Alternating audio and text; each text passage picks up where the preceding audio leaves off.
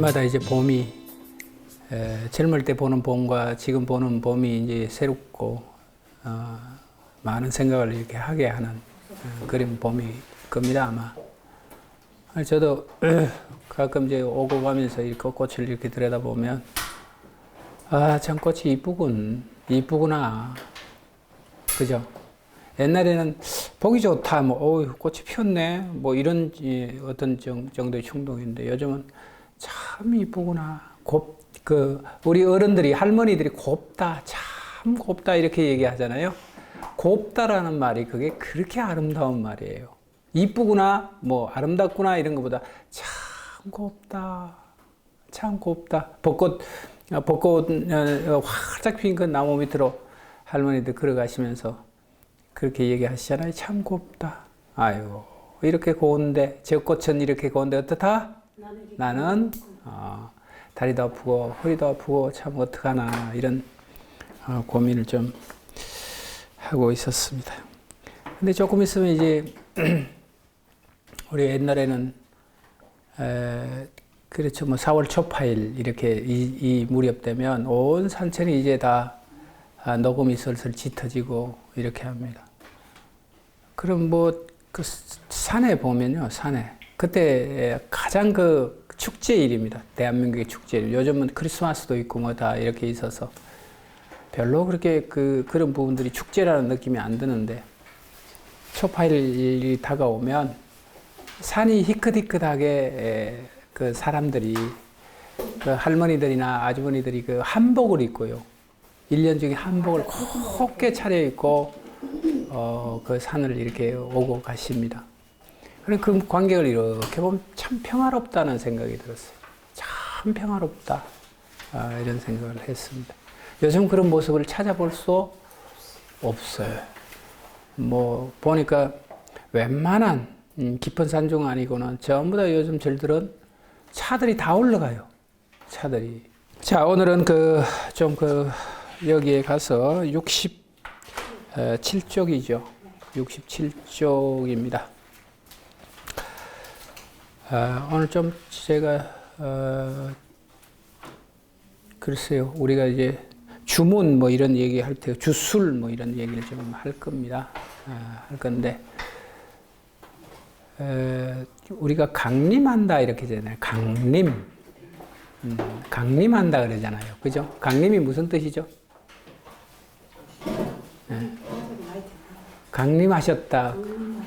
강림하셨다. 내려오셨다. 내게 오셨다. 이렇게 되는 거잖아요.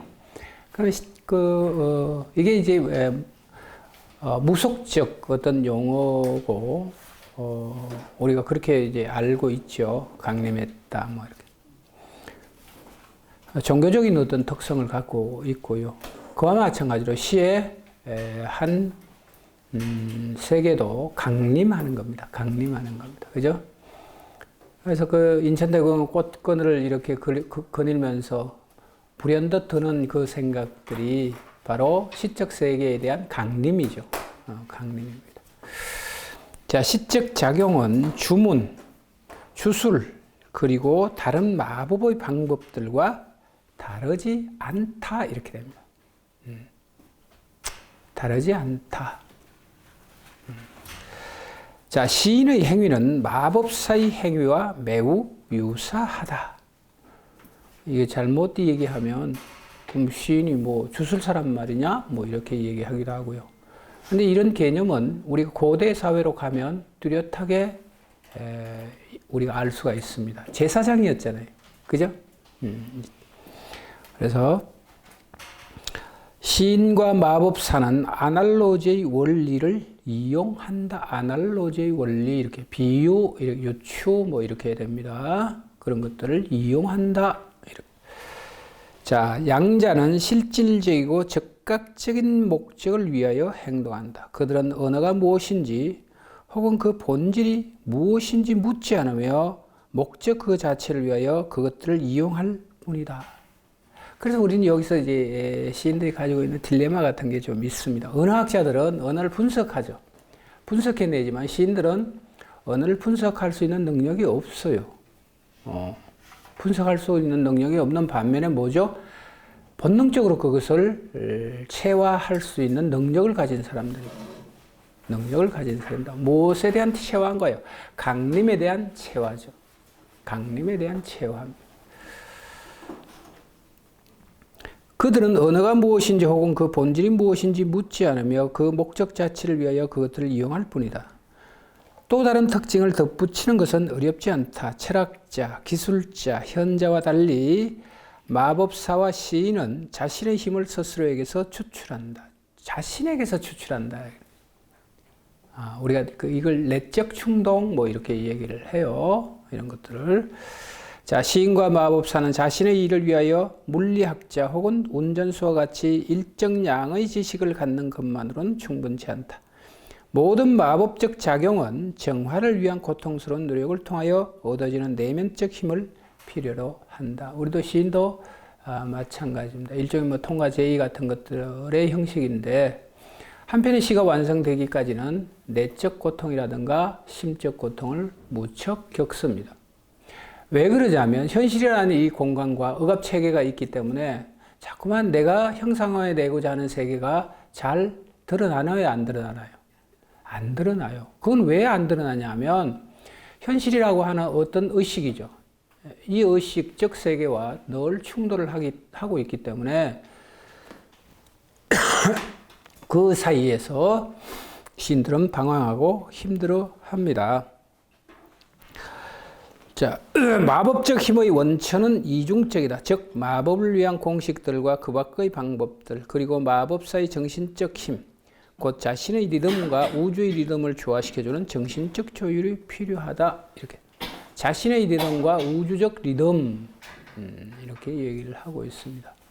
자, 우리가 우주적 리듬이라고 하는 것은 그 본래적인 거죠. 본래적인 겁니다. 그 본래성을 알아챈다는 것, 안다는 것, 그것은 뭐예요? 자신의 리듬을 거기에 유추적 의미 아니면 비유 이런 것들을 통해서 동일화시키는 거죠. 그런 것들을. 시인에게도 같은 일이 일어난다. 시인의 언어는 자신 안에 있으며 오직 그에게만 드러난다. 자신 안에 있어요. 시인의 언어는 자신 안에 있다. 이 자신 안에 있는 언어는 곧 우리가 현실적 언어와 시적 언어 이렇게 우리가 구분합니다. 실론에서 우리가 배웠어요. 그때 이 시적 언어는 무엇인가? 대상에 대한 알아챔이죠. 제가 늘 말씀을 드립니다. 어떤 현상에 대한 부분들을 알아채어서 그것을 형상화해내는 일입니다. 시적 계시는 내면적 탐색을 포함하고 내성 혹은 분석과는 전혀 다른 탐색이다. 분석하는 것은 평론가입니다. 평론가입니다. 탐색이라기보다는 이미지의 출현의 적절한 수동성을 이야기할 수 있는 정신적 활동이다. 번번이 마법사는 반역자와 비교된다. 맞나요? 마법사의 모습이 여전히 우리에게 매력적인 이유는 그가 신을 부정하고 인간의 의지를 긍정한 최초의 인간이었다는 사실에서 연유하고 있다. 자, 여기서 우리가 시적 인간과 종교적 인간이 다른 겁니다. 시적 인간과 종교적. 그래서 우리가 종교관으로 예술 세계를 이렇게 들여다보면 늘 갈등을 가지게 되고 딜레마를 겪게 됩니다. 그래서 자칫 이렇게 종교적인 어떤 현상과 시적인 어떤 현상이 동일하다, 같다라고 얘기를 하는데 아닙니다. 아닙니다. 종교는 완성이죠. 종교는 완성입니다. 종교는 그것이 다의적인 어떤 의미로 우리들에게 전달될 수가 없어요. 종교는 진리는 어떻다는 거예요? 하나입니다. 진리는 하나예요. 그 하나의 세계에 완결성을 가지고 몰입하는 거고요. 시적인 세계는 다의적인 거죠. 다의적인 세계입니다. 여기서 양분화가 된다. 우리가 이렇게 좀 이해를 하면 됩니다. 자, 다른 모든 반역은 최초의 이러한 반역에서 출발한다. 주술사의 모습에는 과학자와 철학자의 모습에서는 찾아올 수 없는 비극적 긴장이 존재한다. 과학자와 철학자는 지식을 섬기며 그들의 세계에서 신과 자연의 힘은 가정이며 미지수일 뿐이다. 미지수일 뿐이다. 마법사에게 신은 가정이 아니며 신자의 경우처럼 달래고 사랑해야 할 실제도 아니다. 그것은 유혹하거나 정복하거나 혹은 비웃어야 하는 힘이다. 마법은 초자연적인 것에 대항하여 인간의 힘을 긍정하는 위태롭고 신성 모독적인 기도이다.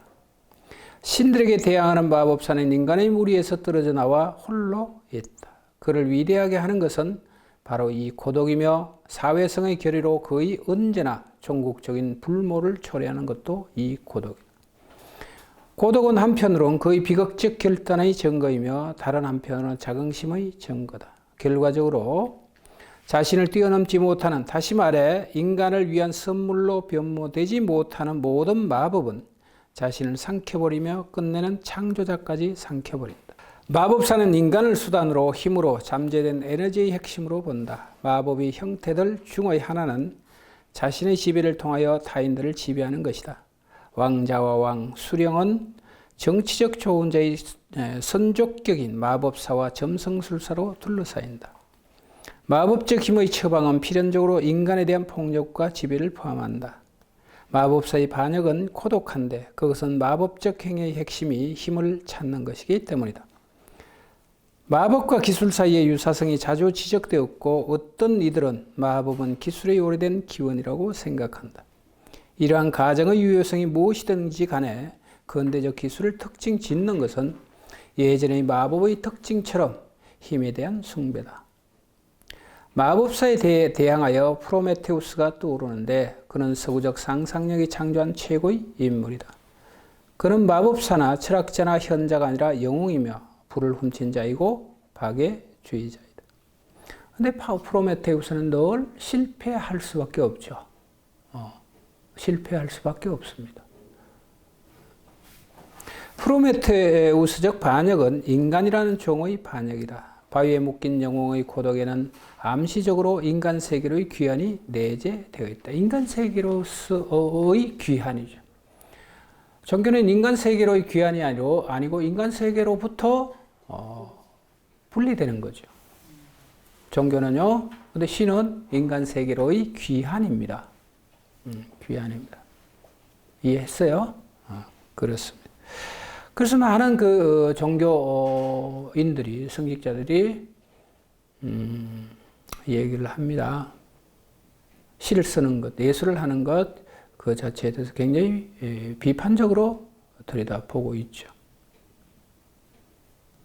바위에 묶인 영웅의 고독에는 암시적으로 인간 세계의 귀환이 내재되어 있다. 마법사의 고독은 사회로 귀환하지 않는 고독이다. 마법적 힘에 의한 힘의 탐색은 자신을 파멸시킴으로써 끝을 맺기 때문에 마법사의 반역은 불임이다.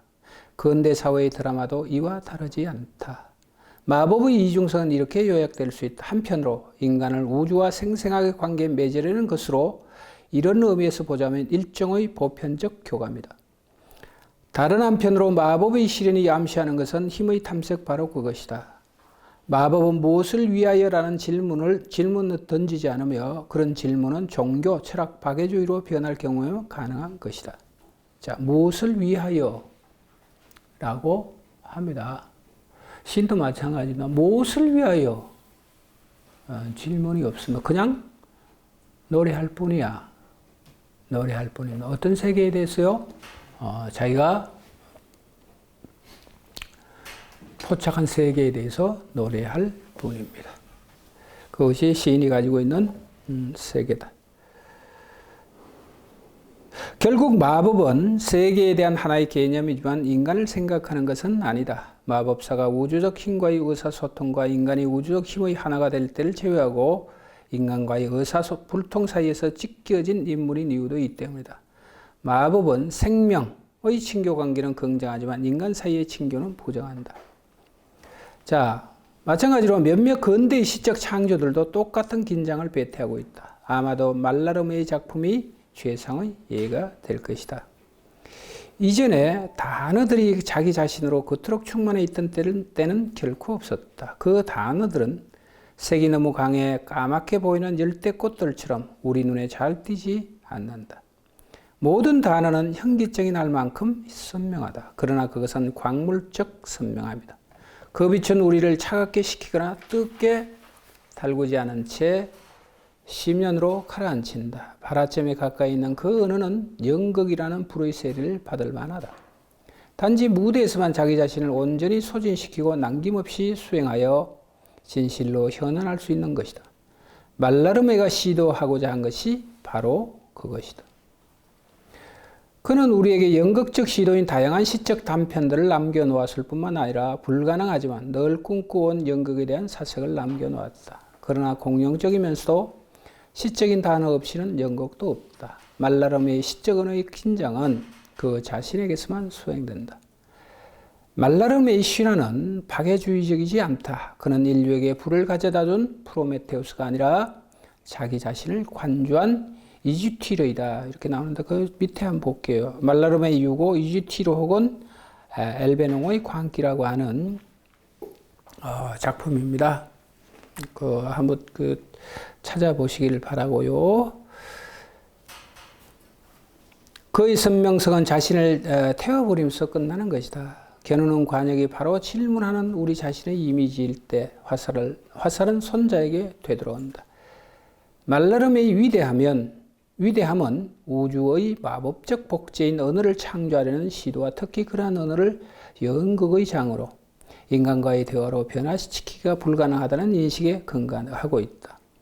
작품이 연극의 무대가 되지 못하면 백지 위에 닻을 내리는 수밖에 다른 도리가 없다. 마법적 행위는 자살로 변한다. 마법적 언어의 길을 따라 말라르면 침묵에 이른다. 그러나 모든 인간의 침묵은 말을 품고 있다. 후아나 수녀가 말했던 것처럼 우리가 입을 다무는 것은 할 말이 없어서가 아니라 말하고 싶은 것을 모두 말할 수 있는 방법을 모르기 때문이다. 우리가 말이란 것은 늘 어떤 대상에 대한 명명이죠. 그런 명명들 속에는 의미의 와글 그림들입니다.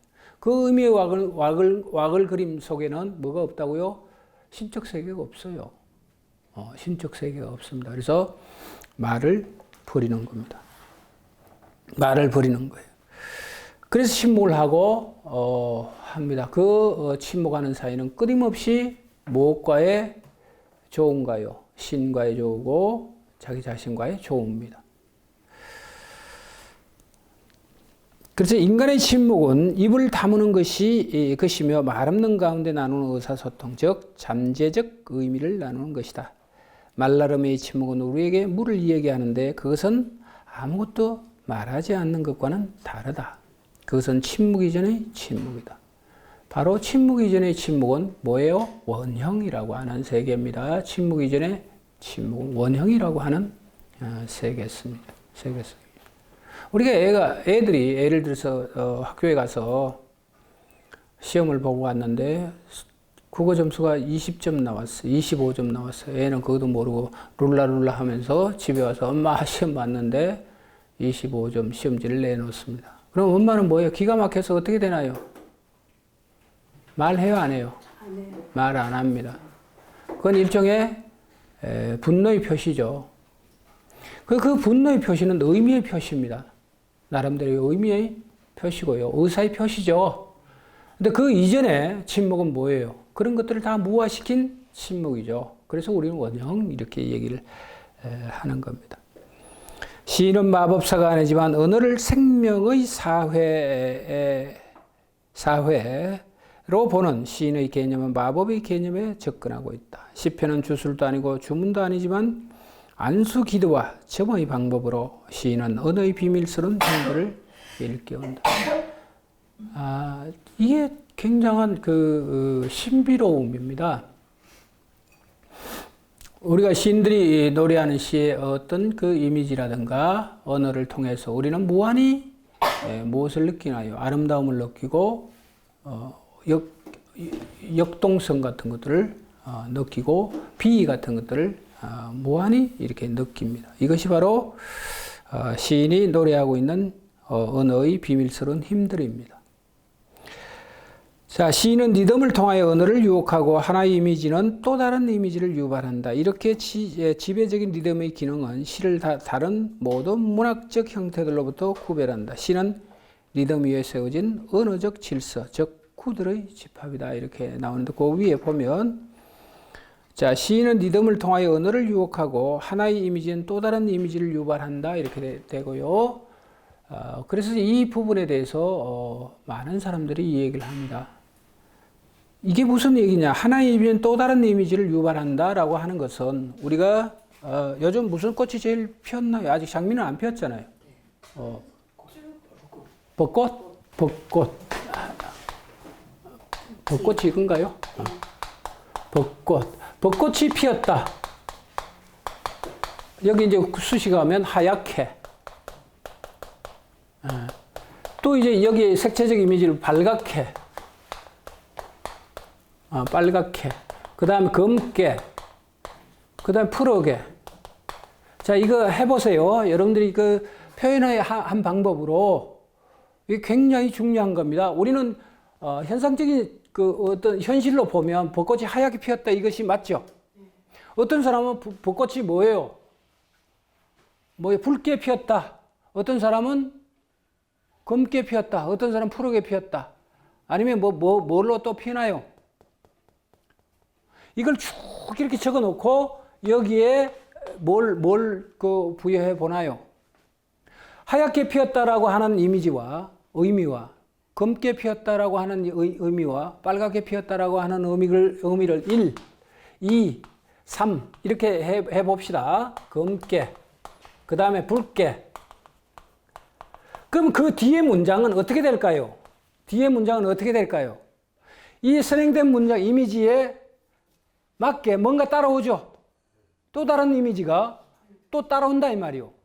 이게 신비로운 겁니다. 이게 리듬적 특성을 갖고 있다는 거예요. 운율적 특성을. 인간은 그런 것들이 발달한 사람이 누구야? 시인이다. 그런 것들이 발달한 사람들이 시인이다. 그래서 사물이 이미지가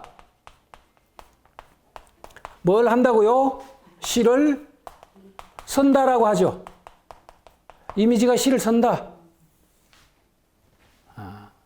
이게 누구 말인가요? 하이데거 말이에요. 하이데거 말입니다. 우리는 내가 시를 선다라고 하지만 내가 시를 선다. 그럼 나를 시를 쓰게 하는 주체는 누구예요? 뭐예요? 대상이죠. 이미지죠.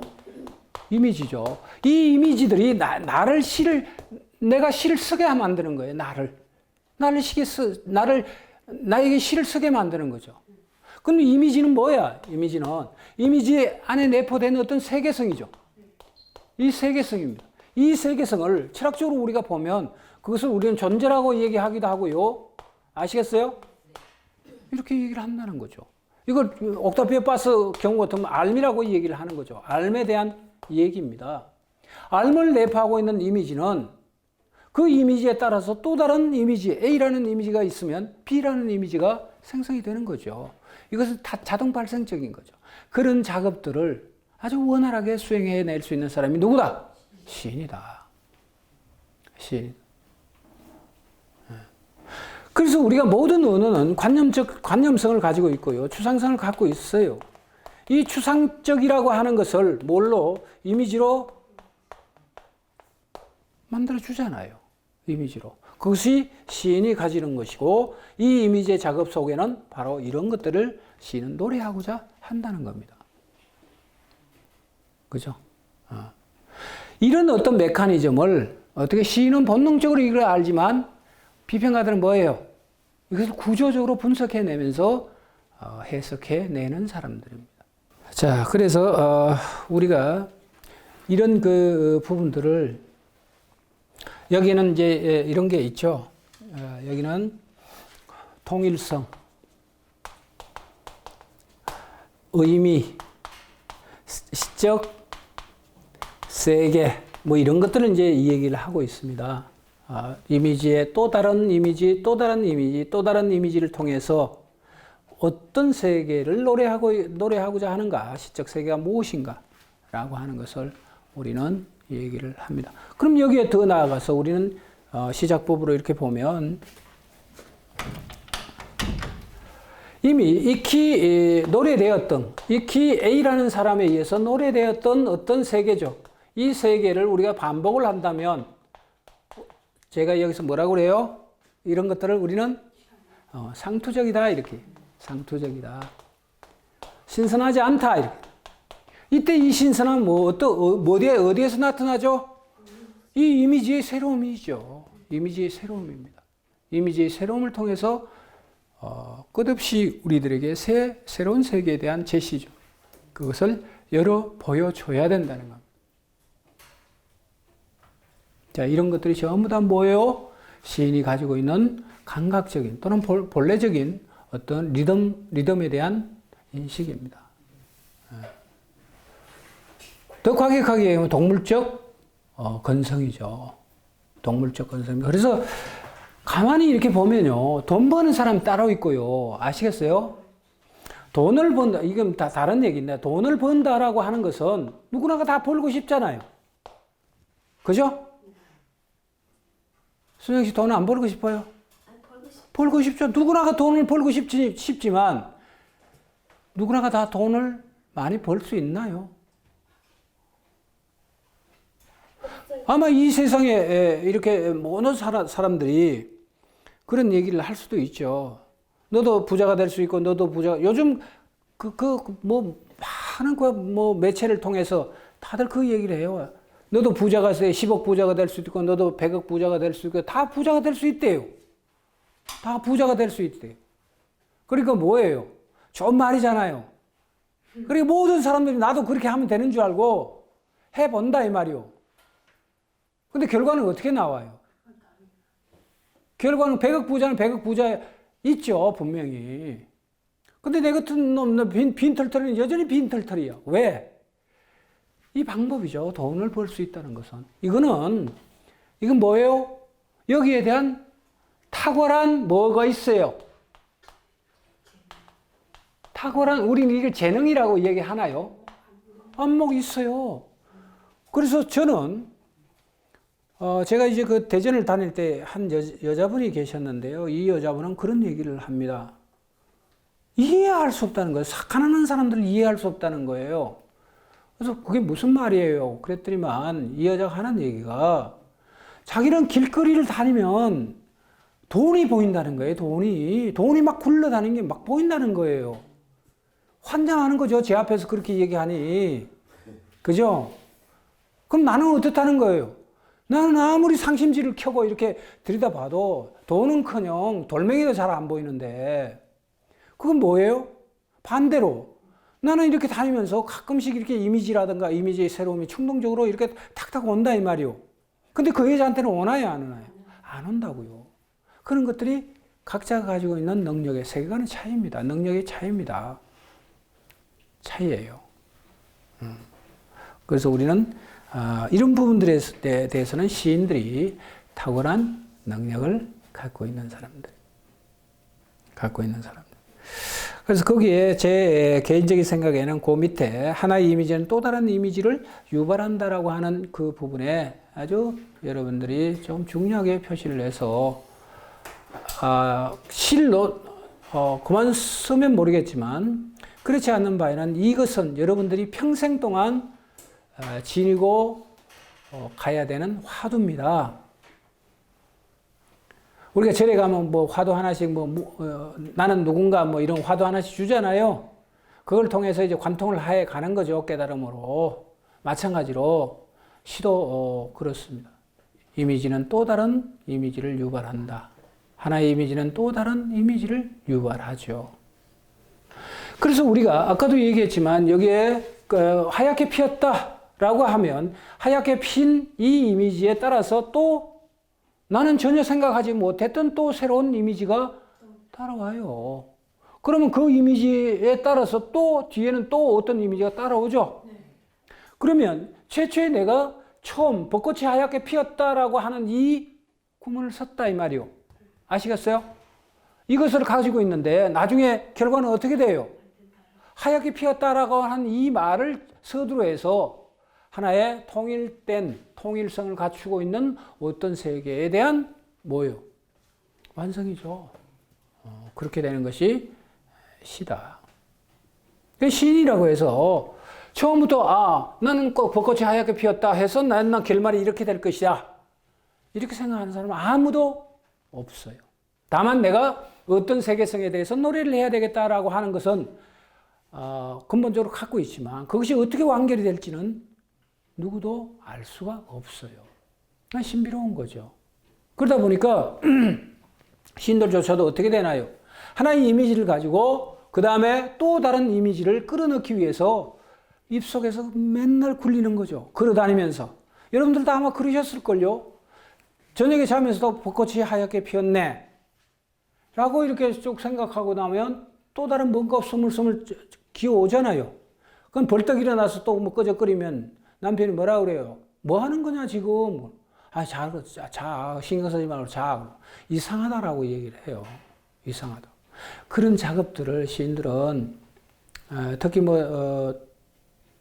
저도 마찬가지지만 자, 이런 거예요. 송찬호 같은 경우가 이제 그런 경우인데, 자, 벚꽃이 하얗게 피었다라고 얘기를 하면 자기가 노래하고자 하는 어떤 일련의 어떤 세계가 있죠. 시적 세계가 있죠. 그럼 이 친구는 벚꽃이 하얗게 피었다라는 것을 100번이고 500번이고 계속 길을 걸어가면서 혼자 중얼거린다는 거예요. 그럼 그 혼자 중얼거리는 그 속에서 뭐예요? 또 다른 이미지가, 그게 가장 적확한 이미지가 따라온다는 거예요. 그러면 그 두 개를 어떻게 돼요? 또 반복해서 해보고 또 반복해서 해보고 그럼 또 다른 이미지가 또 따라오고 해서 하나의 유형을 만드는 거죠. 아셨죠? 하나의 프레임을 만드는 거죠. 그렇게 프레임을 다 거의 만들어 놓고 그 다음에 어떻게 돼요? 책상에 앉아서 그때서야 비로소 그것을 옮겨 적는다는 거예요. 아주 그 치밀한 일입니다. 그래서 그 하나의 이미지에 또 다른 이미지가 어색하게 따라온다든가 아니면 리듬이 잘 형성되지 않거나 뭔가 맥힌 것 같은 느낌이 들면 그건 안 맞은 거예요. 뭔지는 모르겠지만 안 맞은 거예요. 그래서 서정주 같은 이는 그렇게 하잖아요. 그 국화옆에서라고 하는 그 시를 2년 동안을 시를 써놓고 어떻게 돼요? 방 안에서 왔다 갔다 하면서 낭송을 하는 거야. 혼자. 그걸 뭐라고 그래요? 우리 잘 보세요. 수당에 가면 뭘 시켜요? 책 읽기를 시켜요. 우리는 요즘 선생님 죄송하지만 고등학교 책 읽기 시키나요? 낭송이요? 아니, 그 국어 시간에라든가 뭐. 시 같은 거 처음에 낭송을 다 같이 한 번 있고. 근데 우리가 이게 하늘천 보세요. 그 어릴 때 하늘천 그 일정한 리듬을 가지고 있잖아요. 하늘천 따지 거무련누로 이런 그 어떤 리듬선을 가지고 자기도 모르게 어떻게 되나요?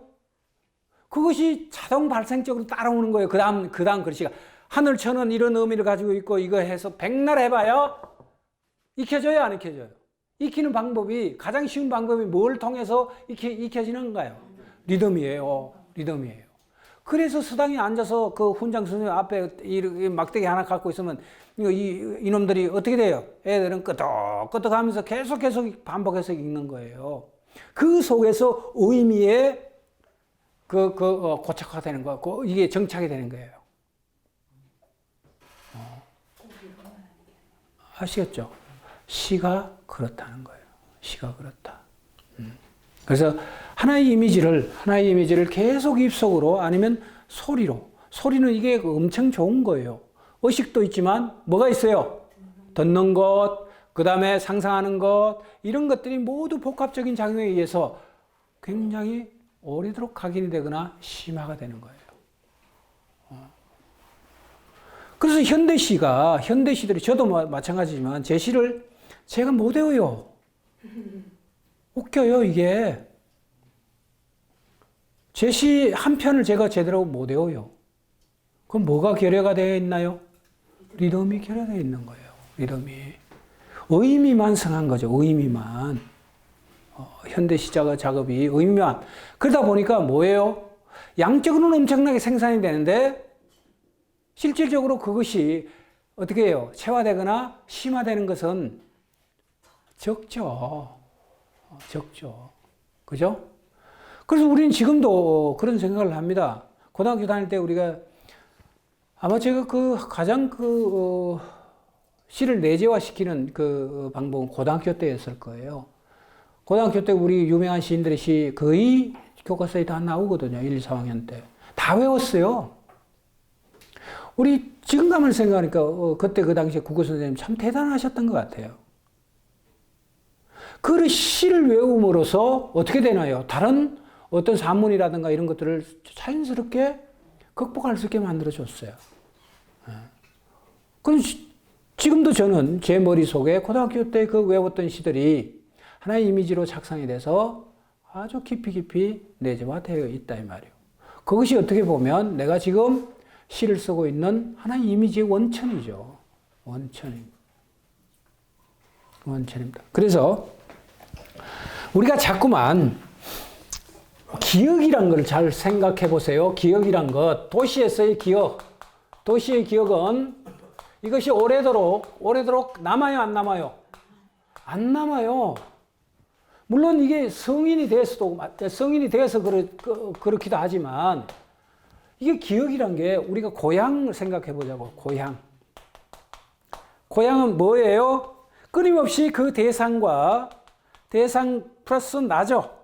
이 대상과의 관계에서 어떻게 되나요? 밀착되어 있거나 하나가 되어 있었잖아요. 하나가 되어 있었죠. 이런 것들이 하나의 이미지로 정착되어 있는 거예요. 내게. 자, 이미지 얘기하다가 이쪽으로 이렇게 갔는데 굉장히 중요한 이 얘기입니다. 이런 것들이. 자, 오늘 여기까지 하고요. 시 한 편만 보고 넘어갈게요. 바로 이 이미지라고 하는 것들을 생각하면서 한번 우리가 시를 한번 들여다 봤으면 좋겠어요. 자, 그 다음에 우리가 저번에 44쪽까지 했나요? 말이라고 하는 시입니다. 말.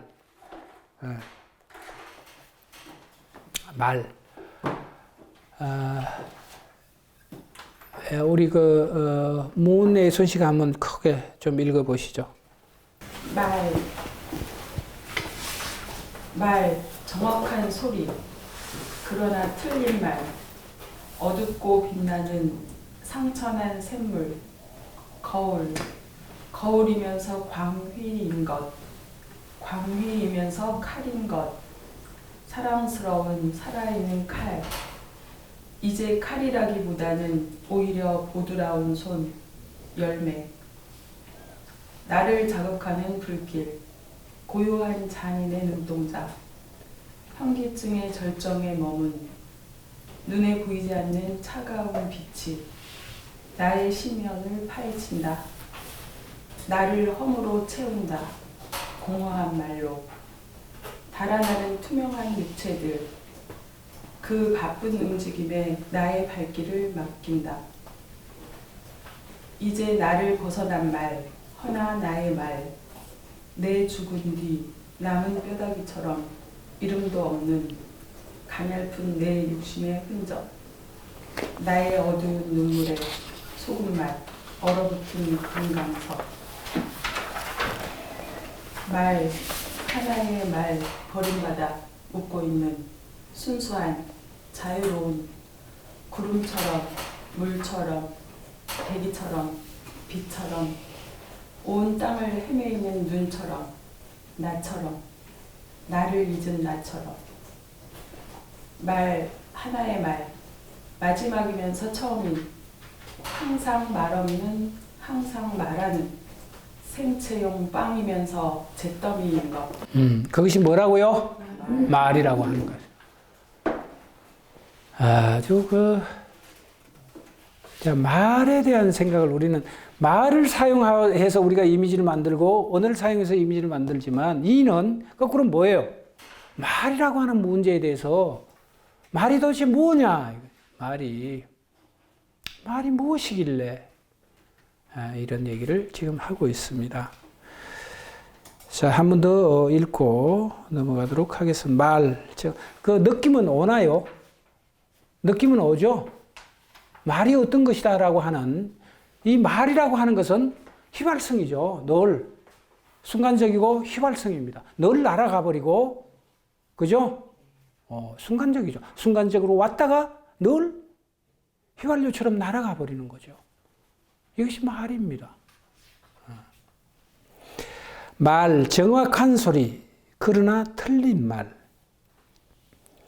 어둡고 빛나는 상처난 샘물, 거울이면서 광희인 것, 이것이 말입니다. 광희이면서 칼인 것, 사랑스러운 살아있는 칼. 이제 칼이라기보다는 오히려 보드라운 손, 열매. 화자가 생각하고 있는 말의 세계성입니다. 말이라고 하는 것들이 이런 것이야 라고 하는 것을 얘기하고 있습니다. 나를 자극하는 불길, 고요한 잔인의 눈동자, 현기증의 절정에 머문 눈에 보이지 않는 차가운 빛이 나의 심년을 파헤친다. 나를 흠으로 채운다. 공허한 말로 달아나는 투명한 육체들, 그 바쁜 움직임에 나의 발길을 맡긴다. 저는 글쎄 저 옥타비오 파스의 전체 시가 다 제게는 감동적으로 이렇게 오지만 특히 이 말이라고 하는 부분들은 저는 좀 특별했어요. 왜 특별했냐면 이건 뭐 사담입니다만은 제가 어릴 때 제가 그런 얘기를 했다 그러잖아요. 그 대숲에 이렇게 가서 우리 할머니 제 이름을 병유라 이렇게 안 불렀어요. 유리야 이렇게 불렀어요. 유리야 이렇게 참 아름답잖아요. 병유리니까 마지막 말로 시기야 뭐 이렇게 유리야 이렇게 순이야 이렇게 부르는 거나 똑같은 거예요. 연순시 하면 연순아 이렇게 부르는 것도 있지만 순이야 이렇게 불러요. 그죠? 그럼 우리 할머니는 제 이름을 유리야 이렇게 불러요. 그럼 제가 대밭에 이렇게 놀다가 유리야 밥 먹어라 이렇게 부르거든요. 그럼 나는 그 대답을 뭐라 그래요? 유리야 알았어요 할머니 이게 아니고 알았어요 할머니 아니고 우리 타잔에 나오는 타잔 뭐예요? 그거 우와 하는 것처럼 그런 형식으로 대답을 해요. 자 말이란 거 제게는 유리야 밥 먹어라 이렇게 하는 게 나는 좀 글쎄요 그걸로 전복시킨다고 그러나요? 어릴 때 그걸 달리 표현해서 달리 반응하는 것이 재밌었어요. 굉장히 재밌었어요. 그렇게 생각을 하다가 20대 때도 했죠. 제가 이제 뭐 방황을 했을 때요. 힘들고 고통스러웠을 때 이제 그 어떤 절간에 이렇게 큰 절이에요. 절간에 가서 제가 할 수 있는 일이 이제 그런 일이죠. 절간에 이렇게 가니까 나무 하잖아요, 나무. 요즘 전부 다 뭐 절간에 전부 다 뭐 기름 보일러 떼고 뭐 이렇게 떼잖아요. 요즘은. 근데 전부 다 장작됐어요. 장작. 그 아궁이에.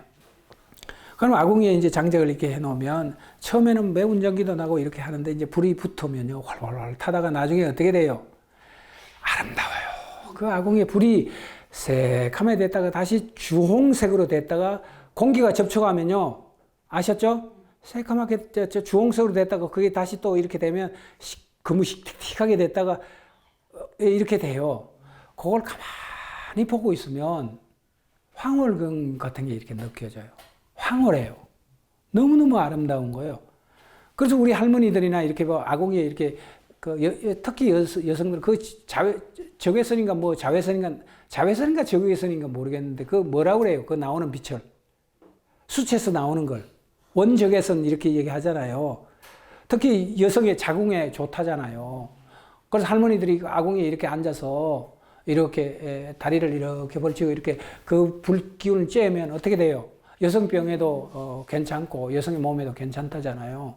그럼 그렇게 이렇게 있으면 한가운데 타닥타닥하게 있는 그 나무 타는 냄새와 그 수치 발갛게 다가온 그 순간에 책을 이렇게 보잖아요, 책을. 그럼 무아지경이죠. 다른 데서 누가 오는지를 몰라요. 너무나 재밌으니까. 너무나 재밌으니까. 그때 제가 많은 시를 읽어냈던 것 같아요. 많은 시를. 근데 그게 금기사항이 하나 있어요. 절대 책을 봐서는 안 돼. 무슨 책만 볼 수 있냐? 교회도 마찬가지일걸요? 목사님들도 그럴 거예요. 불경만 볼 수 있어요. 불경만. 근데 일할 때는 그거조차도 허용이 안 돼요. 공부할 때만, 때가 시간이 있어요. 시간이 있는데 그 시간에 안에만 그걸 볼 수 있는 거예요. 책을 펼쳐놓고 책상에 앉아서. 근데 시집을 갔다가 이렇게 앉아서 모아지경을 앉아서 이렇게 펼치고 보는데 그 노인네가 온지도 몰랐어요. 나는 발걸음도 안 들렸어요. 뒤에 이게 짱배기 탁 때리면서 하는 얘기, 이놈의 짜쓰기, 이놈 지금 뭐 하는 짓이냐. 그래서 갑자기 놀래가지고 이렇게 들고 이렇게 있는데 이제 그거 내놓으라고. 그러니까 시집이잖아요. 시집을 우리 고등학생이 있었거든요. 큰절에는 절에 절밥 먹고 이제 그 학교 다니는 아이들이 있어요. 그 아이들 부탁해서 서점에서 좀 사오라 이렇게 해서 이제 제가 이제 그걸 본 거죠. 근데 그걸 가지고 딱 읽어보더니 제대로 미친놈이고 하더니만 그걸로 가공에 던졌어요. 가공에 탁 던지고 난 뒤에 딱 하시는 말씀이 그거예요. 그렇게 해서 무슨 공부를 하려고 하냐. 그 쓸데없는 말들을 쓸데없는 말이라니. 자, 그이가 얘기하고자 하는 것은 뭐예요? 바로 언어와 언어라고 하는 것과 말이라고 하는 것에 대한 세계죠. 아셨죠? 이 세계에서 이 얘기를 하는 거예요. 얘기는 똑같은 거예요. 그래서 이런 그 어떤 그 세계를 제가 갖고 있었는데, 나중에 서점에 가서 이걸 들춰봤잖아요. 이거를. 충격으로 오는 거죠. 충격으로 오는 거죠.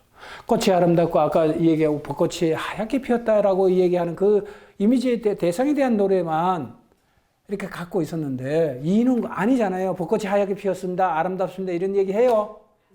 태양의 돌에서. 아니다 이 말이요. 말에 대해서 얘기를 하는 거예요. 내가 늘 의문시하고 있었고 늘 말이란 무엇인가라고 하는 엄청난 그걸 배웠잖아요 여기서. 근데 그걸 가지고 이 옥탑배 박사가 얘기를 했으니 타고 와요 안 와요? 타고 왔어요. 타고 왔어요. 그래서 나를 자극하는 불길이 말이고 고요한 잔인의 눈동자, 현기증의 절정에 머문 모든 것들이 말이라고 하는 거죠. 말이 거느리는 건 뭐예요? 전부 다 이미지죠. 언어가 거느리는 건 전부 다 이렇다는 거예요. 그래서 이제 나를 벗어난 말, 허나 나의 말, 내 죽은 뒤 남은 뼈나기처럼 이름도 없는 갸날픈 내 육신의 흔적, 나의 어두운 눈물의 소금맛 얼어붙은 건강석 이렇게 나와요. 자, 이가 끌어오고 있는 이 이미지라든가 이 어휘 군집들 이렇게 보면 놀라운 일들입니다. 놀라운. 여기서 얘기하는 건강석은 뭐죠? 다이아몬드라고 하는 것들인데 다이아몬드는 뭐예요? 이가 이제 가지고 있는 그 시적 세계의 바탕이냐 불교적 선적 세계니까 깨뜨려지지 않는 거죠. 우리가 이 얘기하고 있는 이 모든 말들은 뭐예요? 다 발기발기 찢어지거나 아셨죠? 해체되거나 이렇게 돼요. 근데 진리란 것은 뭐예요? 진리란 것은 안 깨뜨려지는 거예요. 그래서 하나님 말씀이 진리다 이렇게 우리가 이 얘기를 하는 거예요. 그거 깨뜨리시면 돼요? 안 돼요? 안 돼요. 그래서 나의 어두운 눈물의 소금맛 얼어붙은 건강석이라고 하는 이 말의 본래성이죠. 말, 하나의 말, 버림받아 웃고 있는 순수한 자유로운 구름처럼 물처럼 대기처럼 빛처럼 온 땅을 헤매이는 눈처럼 나처럼 나를 잊은 나처럼이라고 하는 이 세계성 속에는 무엇이 있다고요? 말이 그렇다는 거예요. 말 하나의 말 마지막이면서 처음인 항상 말하는 성체용 빵이면서 잿더미인 것이죠. 저는 어제 우리 부활절이죠. 네. 선생님 맞죠? 네. 부활이라고 하는 것은요. 부활이라는 것은 새롭게 태어나는 거죠. 잘 보세요. 왜 부활이냐? 전제가 없어졌기 때문에. 존재가 없어지지 않으면 부활이 안 돼요. 부활이란 있을 수 없어요. 여기 이렇게 얘기하잖아요. 말이란 것은 성체용 빵이면서 잿더미인 것이죠. 잿더미가 되지 않으면 말은 영속성이 있어요, 없어요? 없어요. 저번 시간인가 제가 이제 수렁거리는 말들의 풍경 3편인가 이렇게 올렸는데 뭐 비밀이라고 하는 이 얘기를 제가 잠시 했습니다. 그거 하나 고칠게요. 제가 잘못 얘기한 게 있어요. 3편에. 안다는 거, 모른다라고 하는 것은 노자의 얘기가 아니라 이 공자의 얘기입니다. 공자의 얘기예요. 제가 막 흥분하게 얘기하다 보니까 노자 뭐 이렇게 내 노자 팬인가 봐요, 저는. 그래서 공자의 얘기. 모른다라고 모른다라고 하는 사실을 아는 것이 곧 뭐예요? 아는 것이다. 그죠? 모른다라고 하는 것을 아는 것이 곧 아는 것이다. 아는 것이다. 대단한 겁니다. 그 얘기를 하면서 제가 비밀이라고 하는 얘기를 했어요. 모든 대상과 대상에는 이게 비밀 없이는 이게 소통이 돼요, 안 돼요? 안 돼요. 비밀 없이요. 내가 너티나무라고 하는 얘기를 했는데 너티나무와 내가 교감을 한다라고 하는 것은 이때 이 교감은 너티나무의 비밀을 내가 알아차리는 것이고요. 아시겠어요? 나의 비밀을 통해서 너티나무에게 다가가는 거예요. 이것이 이 너티나무와 대상과 내가 교감하는 하나의 메커니즘이에요. 아셨죠? 그러면 이것을 알기 위해서는 이 너티나무를 알기 위해서는 너티나무라고 하는 이 표상성을 없애야 돼요, 안 없애야 돼요? 없애야 되죠.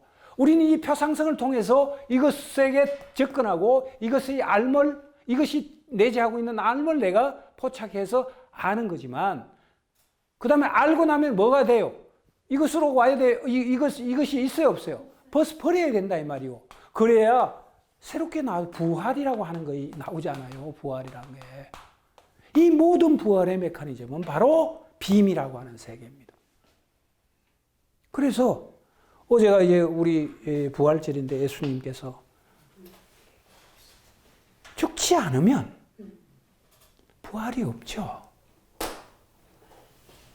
그 죽음이라고 하는 것은 우리가 이런 겁니다. 이 너티나무와 똑같은 거죠. 형상성이에요.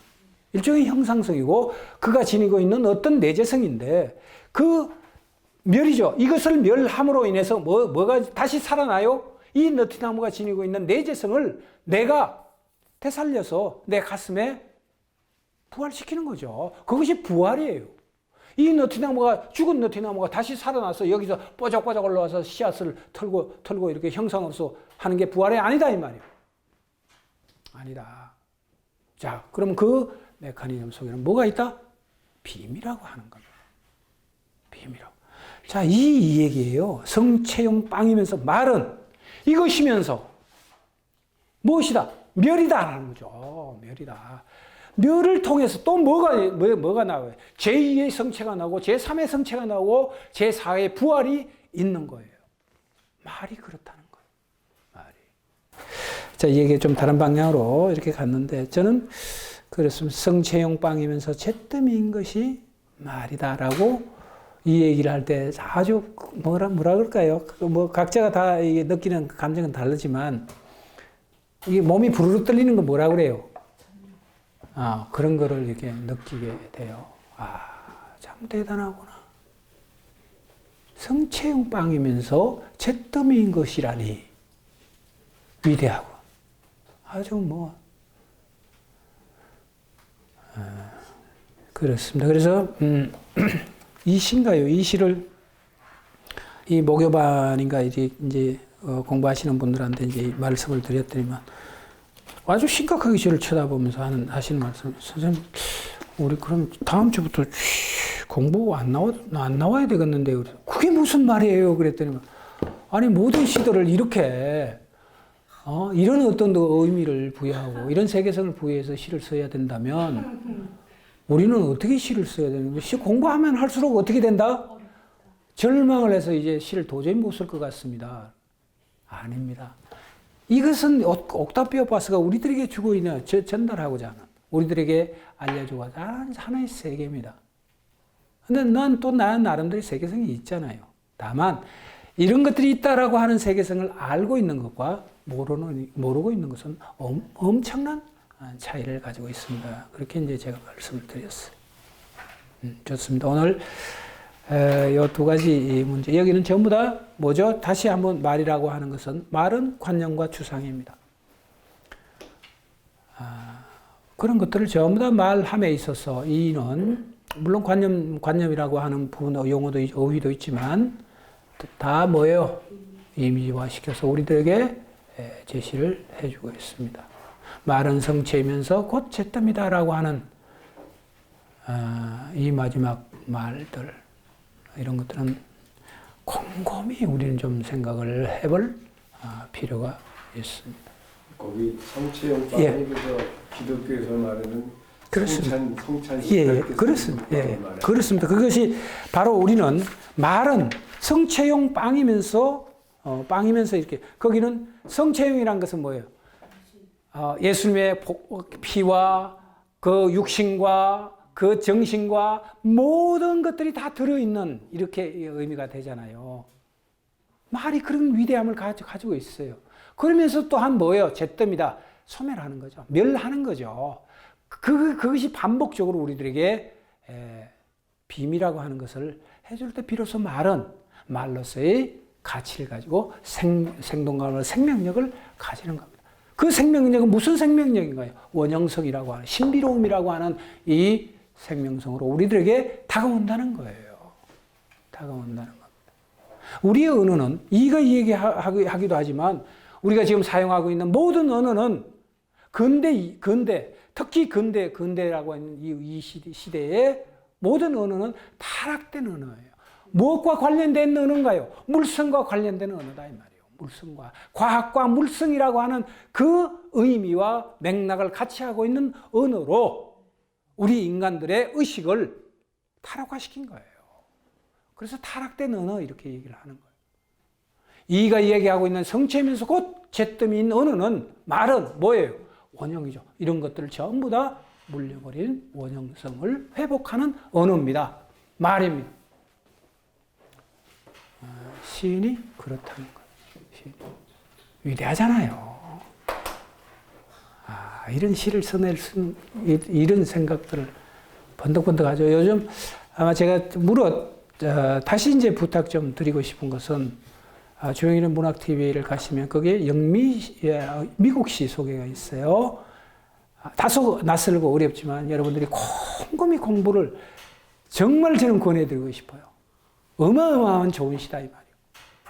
옥타비오 파스가 이 얘기하는 이 시점에 그들은 벌써 이 옥타비오 파스와 같은 이런 어떤 총체적인 세계성에 대해서 진리에 대해서 얘기를 하고 있는 시예요. 62년도, 50년도 이런 시들이에요. 그들이 얘기가.